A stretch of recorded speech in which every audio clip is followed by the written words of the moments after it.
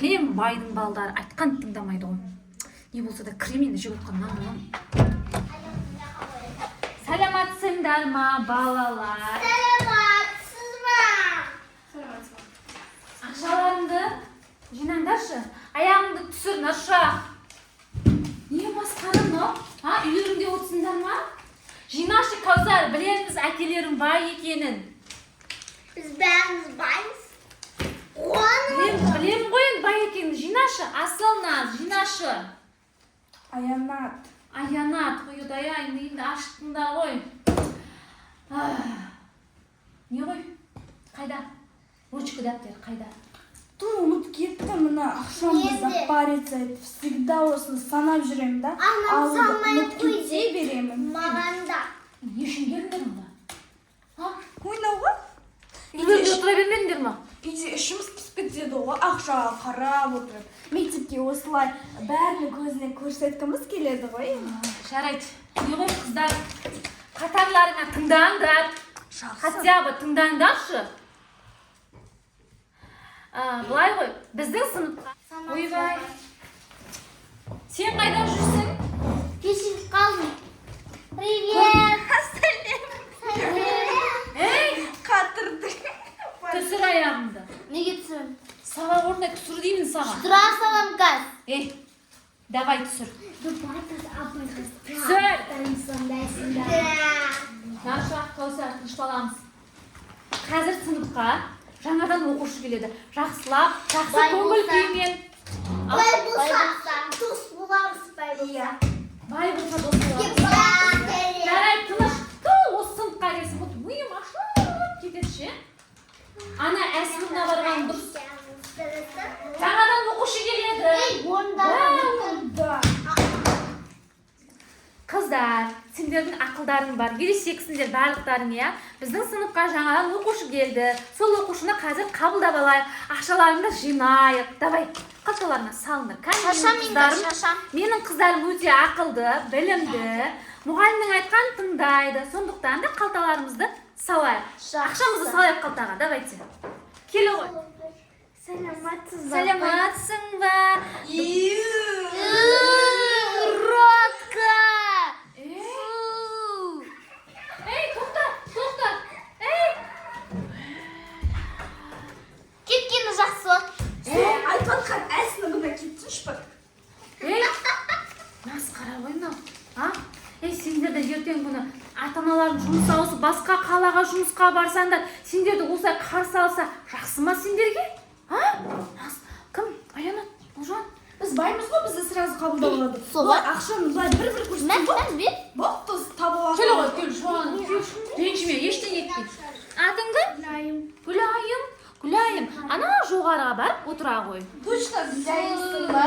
Бегайымға ұқсайсың, ой. Бала ұқсайды екен түрім. Аянат, ұят емес па? Месіс баланша. Су уродка, очкарик. Гүлайым, жаңағы сөмкеңде дәптертерің болса шығара ғой.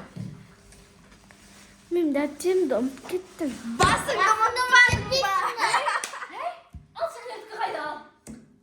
Ал қайда сендердікі? Тартып алып кеттім. Мен қазір директорға барып келейін. Тыңдаңдар, директорға барып келемін қазір. Сендер тыныш отырыңдар. Жақсы. Шуламаймыз.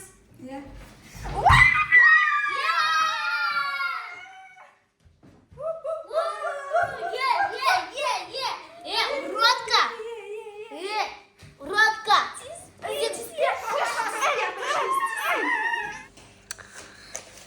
Туз, ішім пісіп жатыр. Тоны жетіп болады. Көңіл көтерін деп жатыр ше өзіме. Бүгін жұма ғой? Я?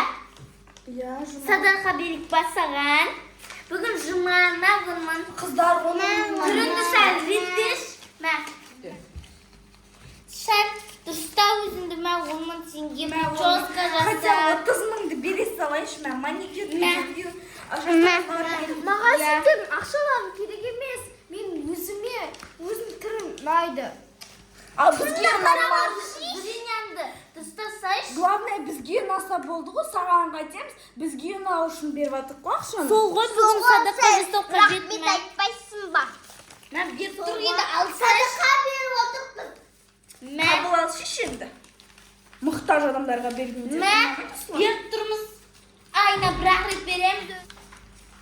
Мә ақша. Сендердің садақаларың керек емес. Мен бұл мектепте оқымаймын. Ура!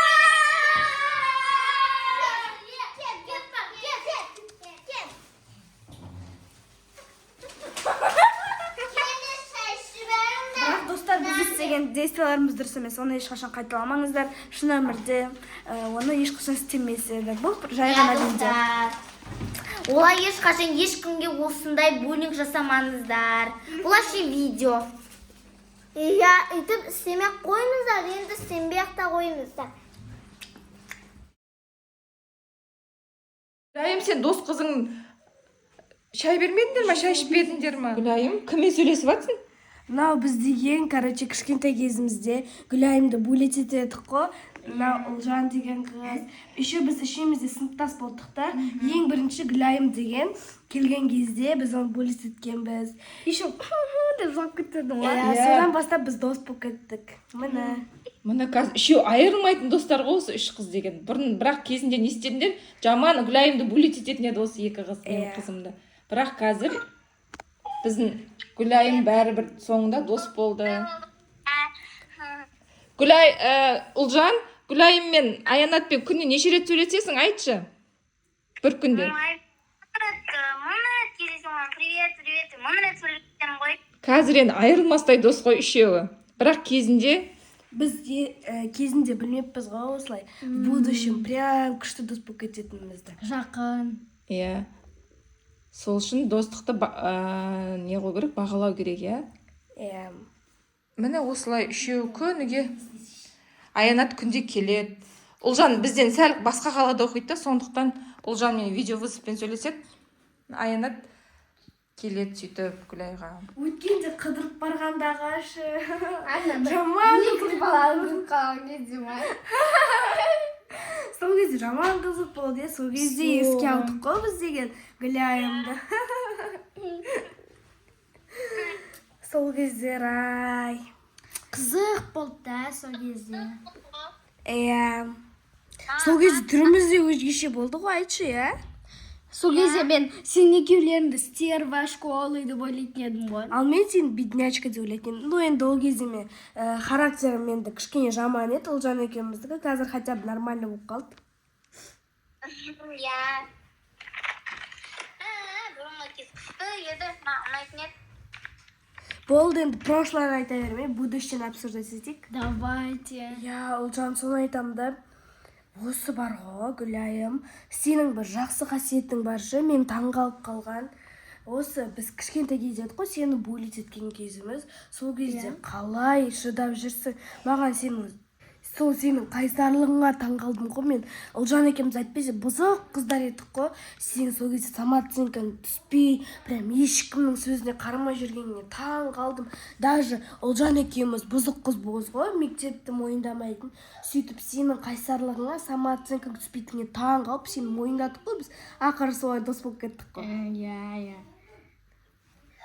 Гүлайым, осы саған сол кезде не было обидно? Жаман айтып тастап едік қой.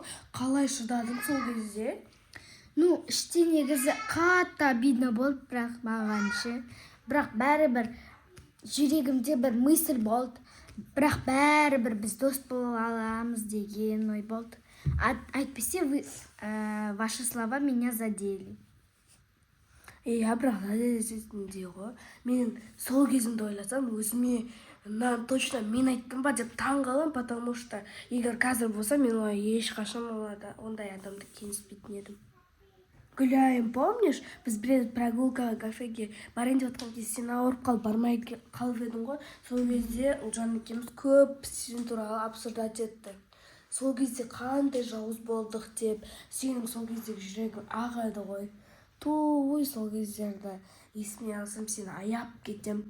Менің жүрегім қызыл ғой деп. Сондықтан да достар, ешқандай адамды буллить етпеңіздер, сырт келбетіне қарап обсуждать етпеңіздер, потому что соңғы жағында ол сіздердің достарыңыз болып қалуы мүмкін. көңіліне де алуы мүмкін иә қыздар. Иә, еще білесіздер ме, көбінесе ең басында ұрысып ұнамай қалған адамдар соңында жандос болып қалады, ал басында сразу бір-бірін ұнатып қалған адамдар соңында керісіп қалады. Ну, көбінесе сондай болады. Сіздерде Точно олай болады деген емеспіз. Иә, сіздерде қалай болады? Комментарийға жазып кетіңіздер. Иә, мысалы бір қалаға көшіп барғанда, класс сынып ауыстырғанда, иә, сондай көп жағдай болады, иә. Достар, жан достарыңызды аттарын комментарийға Комментарий жазып жазып. Иә, сол жан доспен қалай достықтарың басталды, сол туралы да жазсаңдар болады, иә. Көбісі көп жағдайда достар бір-бірімен андай ұрыс үстінде достасып кетеді, иә, сондай жағдайлар бар. Ал біреулер наоборот жақсы дос болып жүреді да, а на самом деле иә, ортақ ештеңесі болмайды. Сондықтан қандай жағдай болса да бір-бірін кемсітуге болмайды. Сондықтан біздің Гүлай деген кейіпкеріміз мысалы қандай сондай чувствоваларды пережить етті. Это видео основано на реальных событиях дейсің бе?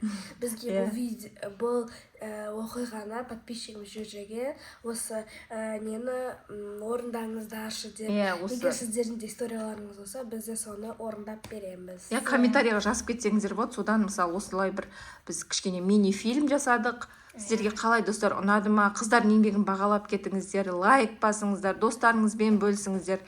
Қазақша каналдың дамуына өз үлестеріңізді қосыңыздар. Ендеше біздің видеомыз аяқталды. Сау болыңыздар.